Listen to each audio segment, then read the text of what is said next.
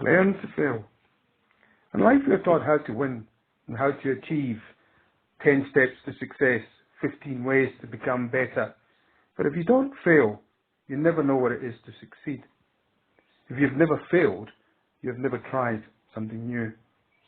We all have stories of success that we love to share, but we fail to tell the stories of our failures. The truth is, the failures are probably the most important lessons that we can pass on to others on how to overcome things. In my life, I've made many mistakes and failed often, but one stands out, what I'd like to share with you.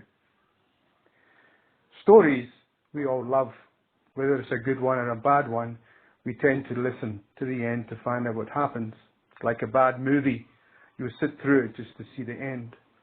But on my second trip to Aconcagua, which is the highest mountain in South America, I left South Africa on the 28th of December, which was my birthday. I was actually sick before I left, but I had trained so hard, I honestly believed I could do it. When we arrived there, the first 5 or 6 days to base camp, things went bad to worse. I was drained, I was struggling to keep up, and I was vomiting blood. I hid the fact from the group leader, as I knew he would make me turn back. And every time we had to do SATS tests, I always seemed to be in the bathroom.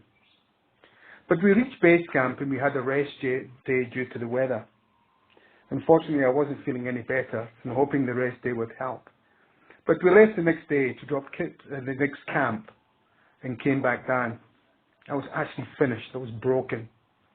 The next morning we got up to leave again for the second trip, and halfway up I just couldn't keep up.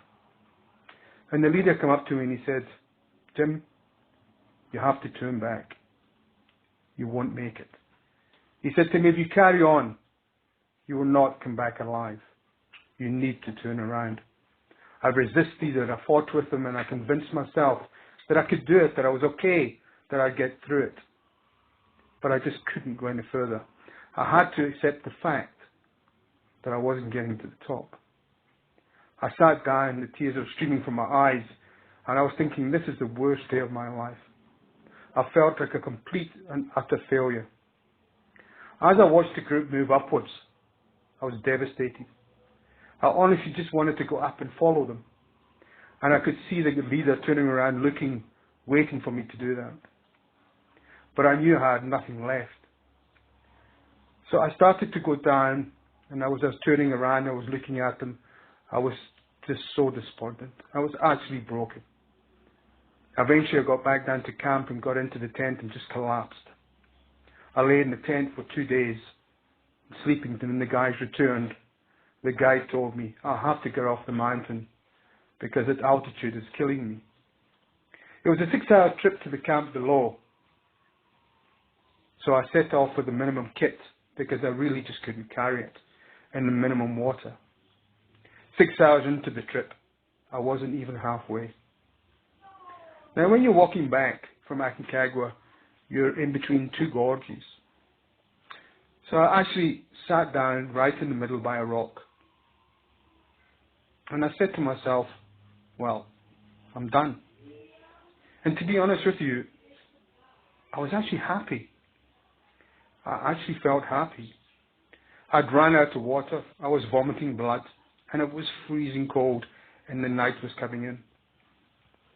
And I sat down and I made the decision and I said my goodbyes, and for some funny reason, I actually felt warm inside. Actually, I started to reminisce and I started to see things, and I actually honestly felt at peace. I sat there for 15 to 20 minutes, basically just waiting for the cold to take me. But all of a sudden this voice chirped up and said, "Get up." So I just said, "No, I can't get up, I'm done. I've made peace now and I'm happy to go where I am." And the voice said to me again, "Get up." And it carried on, and eventually I got up. I was just so frustrated. I got up and I started to move. Again, I had no water, I was freezing cold, and night was coming in. 6 hours later, I make it back to camp. I eventually got off the mountain and went back to South Africa. But when I look back on my life, on the mountains I've conquered and the races I've completed, the biggest lesson I learned was the failure at Aconcagua. See, if you can stand up after you've failed, or if you can push yourself past that point at a next return, then that is a lesson learned. So in truth, you need to accept your failure. Because if you can't accept your failure, you'll never truly understand success. And if you've never failed, you've never tried anything new. I've completed many mountains and many Ironmen and completed them all successfully. And I ask myself, did I push myself beyond my boundaries? Because only when you fail do you truly push yourself to a point that you cannot go any further. You push yourself to a point that you know you can't finish. Now when I sit at night, I don't sit and remember the summits or the races I finished. I'm haunted by the failure of Aconcagua. But I need to take a true lesson from my failures. Because if I stayed in my comfort zone and I continued to succeed, I would never truly understand what it is to succeed. So while it sounds strange saying you need to fail, in life you will fail. There's one guarantee, is that you will fail. It's how you react to that failure. And do you stand back up? Do you carry on? Do you go back and try again? Now, on my third Robben Island swim, it actually went wrong from the beginning. The guy I had booked for the boat cancelled the day before the race. And then I managed to find someone else just the day before the race to actually be the skipper on the boat. But he wasn't aware, he had never done the race before, and he wasn't aware of the tides and the currents, etc. And the weather was shocking, and the currents were strong, and the swell was big. And halfway into the swim, it's 7.5 kilometers, halfway into the swim, I asked the guy, I said, where is everyone else? He said, no, they went to the right. And I said, well, okay. And then I realized why these guys had gone to the right. It's because the current was so strong, there was no way to swim back to get to the finish. In fact, at one stage I turned into the current and I swam as hard as I could for 10 minutes and I didn't move 1 meter. So actually the guy in the boat said to me, listen, it's cold, you've got to get out, you're never going to finish this race. But I carried on and I turned into the current and eventually I finished the race, dead last, one of 26 people. But I finished. But again, did I push myself beyond my boundaries? Or did I do something that I was capable of doing? Again, when I lie in the morning, I don't think about the Robben Island success. I think of the Aconcagua failure. Now, the failure I need to take and I need to absorb and use it. Because only once you fail can you truly assess success. What do you base success if you're only successful? Do you base it on someone else's success? Failure is where you can base success. Only then can you say you've achieved X, Y, and Z. Because you understand what true failure is. But you need to accept failure.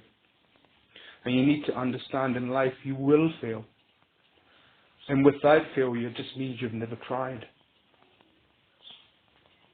And if you never try, you never grow. So when you try something and you fail, remember the most important point is what you do from there. Do you go back and try again? Or do you just give up? Do you just continually do things that you're successful at? Surely that is staying within the box. Only when you go outside the box and fail, are you really, truly pushing yourself beyond the boundaries. On the Robben Island swim, I pushed myself beyond my boundaries, but it was obviously within my capabilities because I did it. I finished. On Aconcagua, I didn't finish. There was no happy ending. I failed. It took me a long time to get over the failure. But I went back and I did it. And that made the success even stronger for me. Understanding that I had failed, but then went back and achieved it. So, with people like myself and everyone saying 13 ways to success, do this to be successful, do that to be successful, what you really need to do to be successful is to fail. You need to fail at things so you can grow. And when you learn to fail and accept failure, then you can truly become what you want to become. Because success after success is merely meaning you're doing what's within your capabilities.